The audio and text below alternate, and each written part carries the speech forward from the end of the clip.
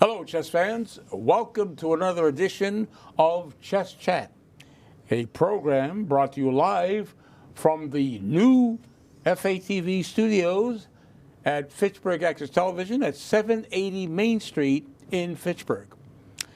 And with me for this episode of Chess Chat, we have our award-winning director, Darren Dame of Fitchburg, recipient of FEB's prestigious Boulder Award in 2009. He's assisted in the control room and also on camera by fellow resident and longtime Wachusett Chess Club member, Brian Bigelow. And sitting across from me is my trusty co-host, Dave Couture, a chess photographer, a chess author, a chess statistician, an all-around good guy, Dave Couture. Now, Dave, I forgot to mention to our viewers, many of whom will know, that the Wachusett Chess Club produces this program, has been producing this program since October 2006. We're now at a brand new studios, the beautiful studios in downtown Fitchburg. And the club, which is our second oldest chess club in Massachusetts, meets every Wednesday evening, as you well know, from 6:30 to 10:30 in rooms 142 and 143 in the McKay complex at the university.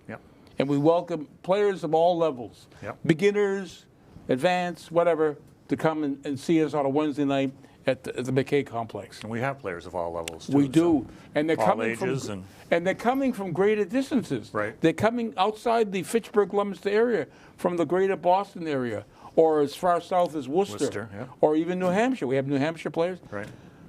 Now, Dave, this episode of Chess Chat, we are going to discuss and talk about a major international tournament that just ended a couple of weeks ago. That actually was the end of January in Vikance, Netherlands. It was actually one of the strongest tournaments ever held. It's been held for many years. It's called the Tata Steel Masters Tournament. It's held in various sections, but there is a section strictly for grandmasters. And we have actually a surprise winner, because the world champion, Magnus Carlsen, played in this tournament. He's played it before, he's won it before. But let's actually give our viewers the top 6 finishers in this tournament. There were 14 players. They play a round robin, so there's 13 games played by each player. But let us actually start with the player who finished in 6th place in this year's, the 2023 Tata Steel Masters Tournament. And our director, Darren Dame, has a photo of Parham Maghdasulu. He's a grandmaster, 22 years old. And let me get what he scored. He actually scored 7 points out of 13. And he got his seven points by getting 8 wins, and he had 3 losses and 6 draws. So he finished actually in 6th place. He's from Iran. He's from Iran, right. He's from Iran, Iranian player, a very strong Iranian grandmaster, 22 years old. Now, finishing with the same score in 5th place, but also basically tying for 5th and 6th place, is actually an American player, a multi-time U.S. champion, Fabiano Caruana. There he is, Fabiano, who's 30 years old. Fabiano actually got 7 points, but he got his 7 points by winning only 2 games, but drawing 10 games. So he was undefeated.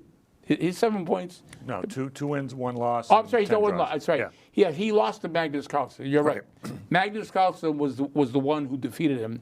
So 2 wins, 1 loss, and 10 draws. That's Fabio Caruana.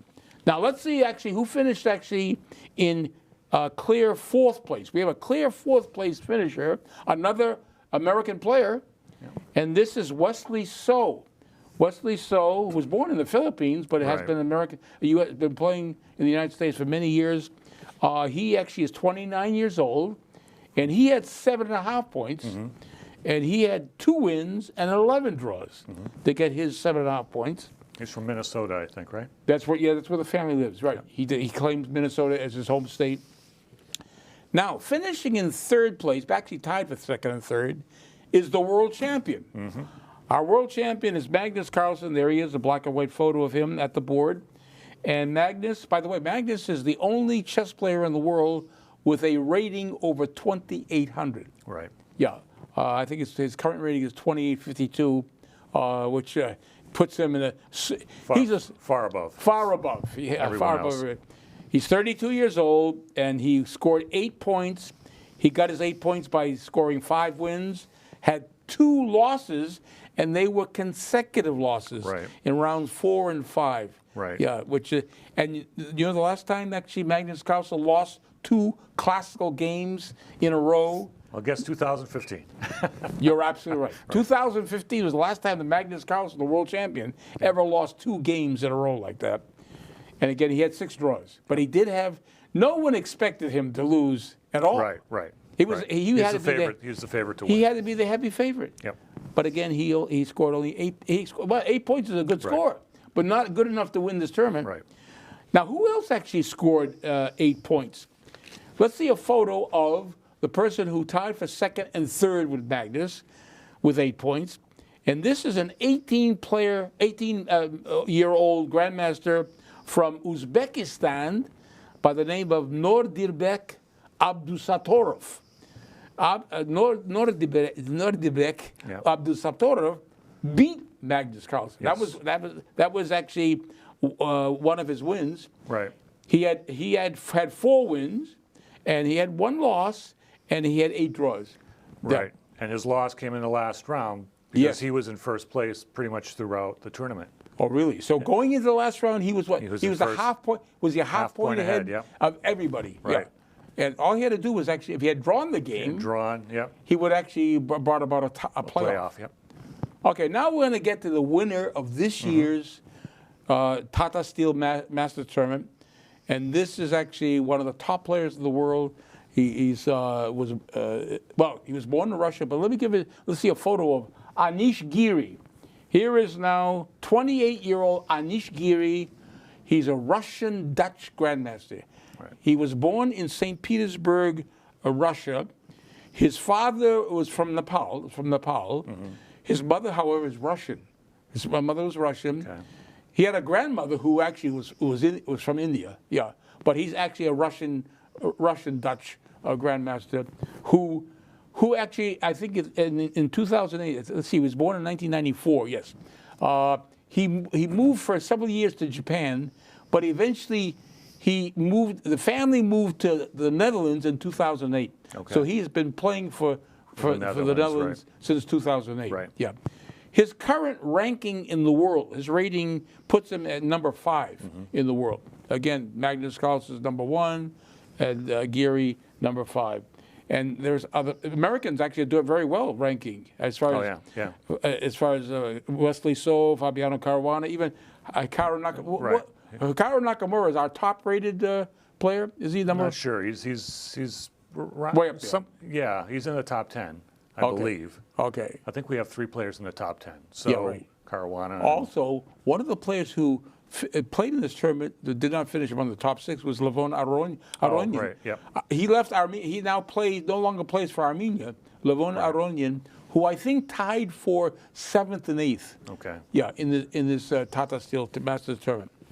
Now, Dave, you picked out. I always let you pick out the game from the tournament we're going to present because you have great judgment as far as I value your judgment. We have to find short games. Yeah, you're able to find short games, and you found a very interesting, fascinating, very instructive game from the tournament, which involves the winner of the tournament, Giri, Anish Giri. Yep. Anish Giri played. This was round 2 of the tournament. Right. And his opponent was Domoraju Gukesh from India. Right. Okay, so we're going to present to our Chess Chat fans this game that you found online from the tournament. And who had white in this game? So Giri had white. So how did he open the game against Gukesh? So Grandmaster Gukesh. He opens with D4. Okay. Pretty much the second most popular opening move. Right. Opens the line for the bishop. Controls the center squares. We have presented D4 many times. Yep. Okay, in response to D4, now Black could play D5, play the D pawn up to D5, but Gukesh played knight to F6, knight on G8 to F6, which actually stops White from playing E4 for one thing. Okay, so now what does Giri do on the second move? So Giri's second move is C4. Again, probably the most common follow-up to d4. This way the knight can develop to c3 and not block the pawn. Okay. So, Gukesh's move, second move, he plays the pawn on e7 to e6. e6 is his move. Right. We see it on the board here. Okay. Yep. It opens up the diagonal for the dark squared bishop here. Yep. Okay. Giri's third move, what does he play? So his third move, he plays knight f3. Yes. The two biggest moves here are knight f3, knight c3. Okay. At this point. Both are good. Both are good. Okay. So he chose knight f3. Now, at this point, Gukesh has choices here. Actually, of the alternatives, of the options he has, he could play the pawn to d5. Right. That's one option. Yep. Okay. He could also play the pawn on b7 to b6, so he could place his bishop on c8 on b7 along the diagonal, fianchetto the bishop. Right. That was an option. Very common. Yep. Or he also could actually come with the bishop to b4 and check the king. Right. That was one option. What did you say that was called? This was called this was actually the Bogo Indian. Bogo Indian. Yep. This, if he had played bishop, he didn't play it. Right. But if he had played bishop to b4 check, this was actually a continuation that was favored by a Russian-born German player by the name of Yefim Bogolyubov. Okay. Back in the 30s, yeah. But what Gukesh played here was d5. Yeah. So we have by these first three moves transposed the game into a certain opening now. We have actually an opening here. Yeah. Is this the Rogozin? Not yet. Not yet? This is the Queen's Gambit. Oh, okay. By playing the d4, we now have a position where this pawn now is available for taking. Right. So it's now White's move, Giri's move. What does he do on his fourth move? So he develops the other knight to c3. Okay, knight c3. Okay. Now, Gukesh could now accept the gambit in this at this position by taking the pawn on d5 and taking the pawn on c4. Right. Yep. He chose not to do that. Instead, he plays the bishop on f8 to b4. Now I'm going to answer your question. You asked about, you know, this is a variation, bishop to b4, which is known as the Rogozin defense, a Rogozin variation in the Queen's Gambit decline. It's named after a well-known 20th century Russian grandmaster by the name of Vyacheslav Rogozin, who was a theoretician. He contributed a lot to opening theory, including this variation against the Queen's Gambit decline. One of the things that Rogozin did back in the 1950s and even in the 60s, he was a sparring actually goes even farther than that, back to the 30s. He was a sparring partner for Mikhail Botvinnik. Who was Mikhail Botvinnik? What do you know about Mikhail Botvinnik? He was world champion. He was world champion. He became world champion. Yeah, he became the first, yes, right. So he would actually play training matches. Rogozin used to play training matches with Botvinnik back in the 1930s and 40s, yeah. Okay, so it's Giri's move. Let's see, what does he do actually on his fifth move? His fifth move, he develops the bishop to g5, pinning the knight on f6. Okay, so the knight is pinned, the knight can't move.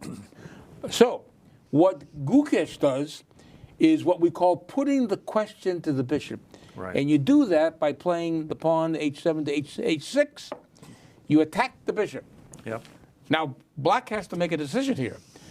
Do we take the knight or do we retreat the knight? Right. Okay. And what I go ahead. No, I was just saying, there are any other choices? There are other choices. It involves the bishop. The bishop actually has to do something now. Right, right. So in a lot of openings of this type, the bishop just withdraws and keeps the pin on the knight. Yes. But here, for reasons we probably can't get into, it's better to actually just get rid of the knight. Right. So which is what he does. So bishop takes f6. That is his move. And of course, Gukesh, I should say, is going to take back with the queen, not with the pawn. Right. No, because actually that would disrupt his pawn, especially kingside. Right. Where they certainly would not castled after taking with the pawn, but he takes with the queen. Queen takes f6 is the proper move, the only move really, the only logical move to play. Queen takes f6. Okay, Giri's move. It's now his seventh move coming up. What does he do? He plays e3, again, also a very logical move. It opens up a line for the bishop to develop. Right. And also protects the Gives support to the pawn on d4. Right, exactly. So bishop e3 was his move. All right, so now Gukesh can now castle on his seventh move. That's what he does. He castles. All right. Yep. All right. So it is now Giri's eighth move coming up. What does he do? Yeah, I suspect there's a lot of decent choices here, but he plays rook to c1. Right.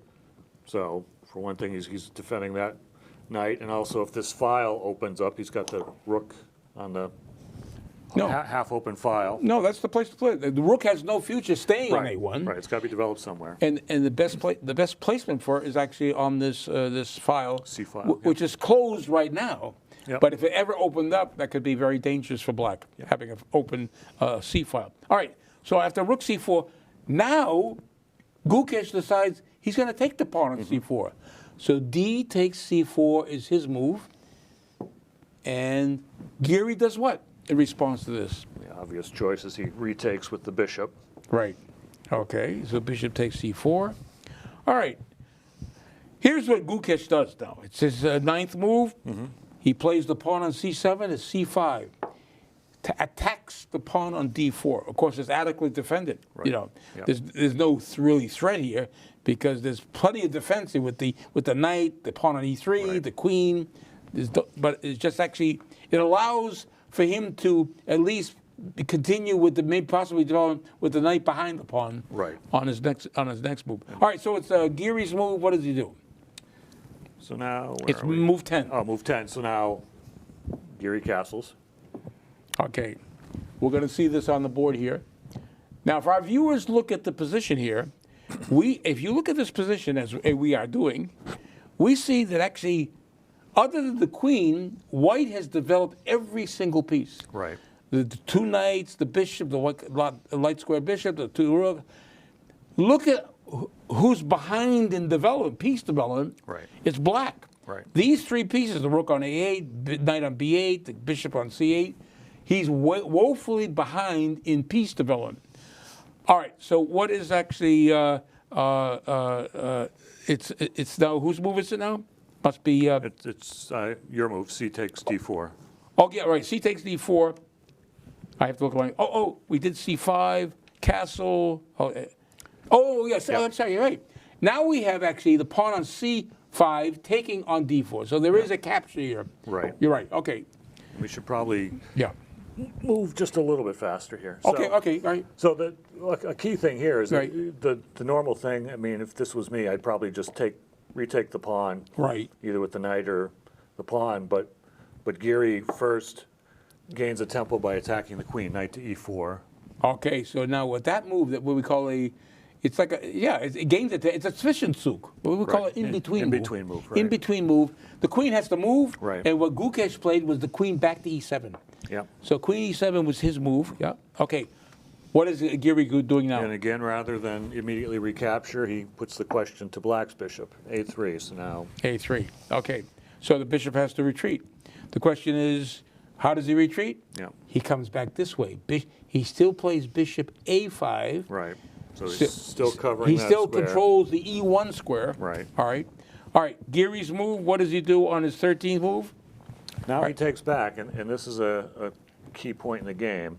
He takes back with the pawn, so now he's got an isolated queen's pawn. It's got no pawns next to it to support it.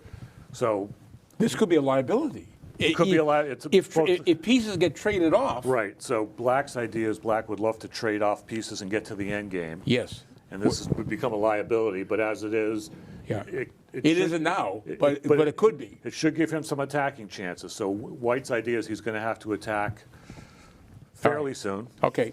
This is what the Gukesh does on his 13th move. The rook on f8, which has no future staying there, moves to d8. So now the rook comes and attacks the pawn on d4, but of course that's adequately defended twice with the knight on f3 and the queen on d1. Yeah.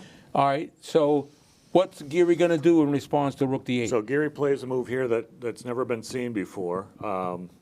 Yeah, and this is something really, I was impressed by this move. Right, a lot of commentators were impressed by this because it's not an obvious thing. No. Like you pointed out, white can't develop his rook here because it's covered. Right. But he can, by doing this and then this, he gets a rook on the e On file. the e file. Okay, so that's a very novel way of actually. Yeah, it's not something most people would think of. So this is actually, you said this move has never been played before? Right. That's a brand new the move. position up to this position before the rook moved to c2 had been played before, but this is a novel, first time. First time, yeah. So after rook c2, well, of course, one of the problems that black has here is his light squared bishop. Right. This actually is shut in by the pawn on e6, and it's got to get developed. We have to bring this bishop into play here. Right. And what Gukesh plays is bishop to d7. So he gets it on that square.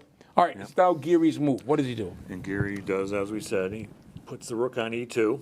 Yep, that was the whole purpose of bringing the c2. Yep. It was lifting the rook up to c2 to slide it over to the e file. Okay. What Gukesh plays is to redeploy the bishop on d7 now to c6, which attacks the knight on e4, but of course the rook now is there defending the knight on e4. Yep. All right, so Giri's move, what is he going to do here? He develops his last piece, the queen, Okay. to c2. Further defense of the knight. He's got two pieces now defending the knight. And it's Queen. a nice diagonal. It's going to control this square here that Right. the king might move to. All right.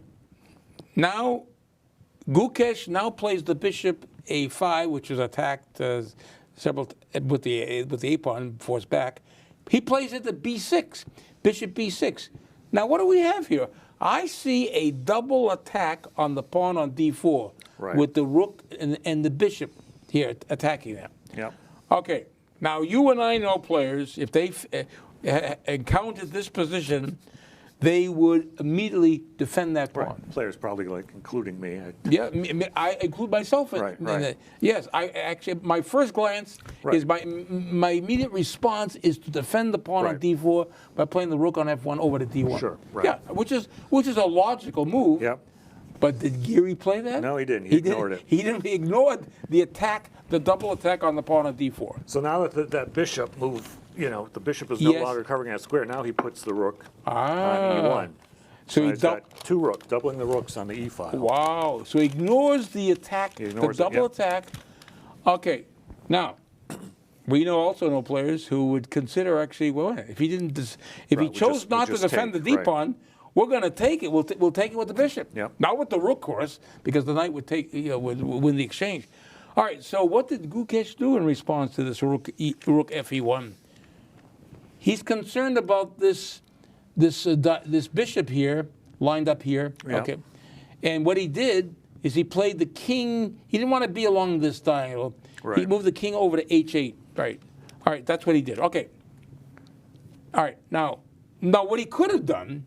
Can we go back? Yeah, and we should point out to our viewers what he could have done, which was which is better. Right. In light of what happened, it was pointed out that this bishop is so dangerous. It probably just needs to be gotten rid of by playing the bishop there and exchanging it. He was better off playing the bishop to d5 and just to get rid of it. Get rid of that very dangerous bishop. But instead, he played king h8. King h8. Okay. All right. So it's Giri's move after king h8. It's Giri's move, and now I feel like 99.9% of players would not even think about this. No. But he sacrifices the knight, plays the knight on e to g5. Because the threat is now mate, right? Right. Queen h7 is mate. Right. So black doesn't have much of a choice. There's not much of a choice. I mean, he could block it, but no, he chooses to accept the sacrifice. Right. He doesn't realize the repercussions, the consequences of the sacrifice. There's probably nothing better that he could do at this point. So the pawn on h6 captures the knight on g5. It's a sacrifice, sacrificing the knight. And then, again, another amazing move. Ooh, you mean one sacrifice is followed by another sacrifice? Another sacrifice. Now he sacrifices the rook. Okay, now the rook is attacking the queen. So, Gukesh decides, he said, look, he sacrificed one piece. He's now in a position to sacrifice a second piece, a major piece. Yep. He accepts the sacrifice and takes the rook with the pawn on f7. Yep. F takes e6. So he's now two pieces. Yeah. He's ahead. Now we really have to start. Oh wow! All right. Accelerating. So rook takes e6. Rook takes e6. Attacking the queen. and the queen decides to take. He says, look at, nah, I got enough, I'll get enough material for this. Queen takes e6, okay, that's what he does. Right, and then bishop takes on e6. Okay, we're going to see our board up there. Bishop takes e6. All right, so black says, wait a minute, if I can trade off and get as many pieces off the board. Sure, he's being attacked. So he says, let's try to eliminate as many pieces as possible. Attackers, right. Bishop takes f3. Okay, that's the knight is gone. Yep. All right, so what does Giri do now in response to bishop takes f3? So again, Giri isn't even worried about recapturing. Right. He's concerned about continuing the attack. He plays queen to f5. Does he have a threat now? He's got a threat. He can bring the queen back here, and it's going to be mate. Mate. He's threatening mate with. If the queen ever goes to h3, it's going to be checkmate. Yep. All right. So after queen f5, well, Gukesh says, wait a minute. I'm going to stop that by playing bishop e4. I'm going to give that bishop so you can actually. Yeah. I mean, I can be able to block. If you ever come back with the queen, I can at least actually block. Right. Well, it doesn't work. What did actually Giri do now? Actually, on his. So Giri grabs the bishop on e4. He grabs the bishop, right. Now, Gukesh plays rook, takes on d4, attacks the queen. Attacks the queen. And he's threatening, what is he threatening? He's threatening mate. He's threatening checkmate. Right. A back rank mate on d1 with the rook. All right, so what does Giri do now? Giri plays queen f3, covering, the queen's now covering the d1 square. And is he now threatening mate? He's also threatening mate. So he'd love to get the h5 with checkmate, okay? Right. Yep. All right, now this is what Gukesh does. He said, no, I'm going to play g4 and stop the queen from even coming to h4, or even h3 for that matter. So the queen is now under attack. But that allows queen to f8, check. Okay, check. Now, the king only has one square to go to. Yep. King h7. That's his move, king h7. Yep. It's the 26th move coming up now for Giri. What does he now play? So bishop f5, check. Check. He only has one move. The king only has one square. King h6. He moves the king h6, and now it's now Giri's move. What does he do? Final move. He plays bishop to c2, which stops the rook for going to d1 with checkmate. Right. Remember, that was his threat. Right. And at this point, Gukesh resigned because he realized this is going to be mate. He stops the back right mate getting mated himself, and but it's going to allow Giri to play the rook, queen over here with check, which is going to allow the king to be kicked up actually to g5. There's a checkmate here, right? Or fourth checkmate. Yep. So this was a fascinating game. This actually, you're probably going to see printed actually in future books, future articles. Right. Yeah. Double sacrifice. Yep. Again, Anish Giri winning the major tournament of the early 2023. And again, it's good to see somebody other than the Magnus, Magnus Carlsen. So again, I hope that our Chess Chat fans enjoyed this. Now we're going to cover the World Championship. You know, we're going to let our Chess Chat fans know that the World Championship is going to be starting April 9th in Kazakhstan. Okay. That's going to go from April probably into May. Yeah, right. And we'll probably present that if we're lucky. We'll do a program on the World Championship between Jan Nepomniachtchi of Russia versus Ding Liren of China. Yeah. That will be exclusive. We'll have the first program, first TV program that will present actually the World Championship. Magnus Carlsen, not Magnus Carlsen, because he decided to give up his title. Yep. Okay, so we'll see if for the next edition of Chess Chat, we hope you enjoyed the game that Dave and I presented to you from the Tata Steel Master Tournament, won by the Russian-Dutch Grandmaster Anish Giri.